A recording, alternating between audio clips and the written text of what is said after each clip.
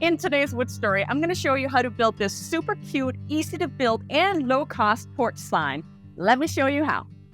For this project, you're going to need 3 fence boards measuring 1 by 5 by 5. I recommend either using cedar or pressure-treated wood, as these will be displayed outside. I cut 2 of my boards to 4 feet long, which left me with some offcuts that I'll use to cut out a pumpkin shape. I did use my laser, but you can easily cut these on a printer and then use a bandsaw or a jigsaw to cut them out afterwards.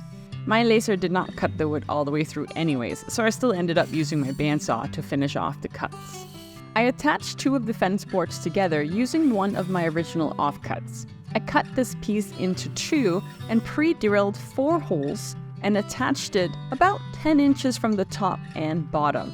I also used some glue and 4 screws. And thank you so much for following along this wood story today. Your support means the world to me. And for those of you who have been asking about Rocket, aka my shop puppy, I can tell you that he is growing like crazy. He is now 12 weeks old and is on track to be 100 pounds when fully grown. Once all of my shapes and letters were cut, I rounded the edges of the pumpkin shapes using a rotary power tool before painting it. I used spray paint for most of my letters and shapes, but I wanted the pumpkin to be orange and I didn't have that color in spray paint, so I found some acrylic paint I had lying around and used that instead. The most difficult part of this project was lining up all the letters and shapes and not have them shift around during the glue up.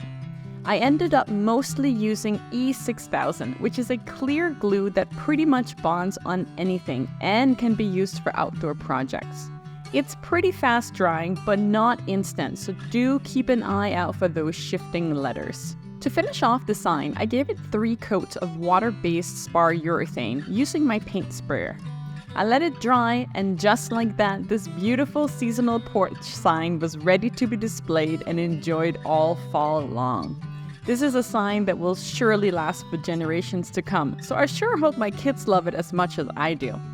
And for more great outdoor projects, check out this address sign video. And I will see you soon in the next wood story.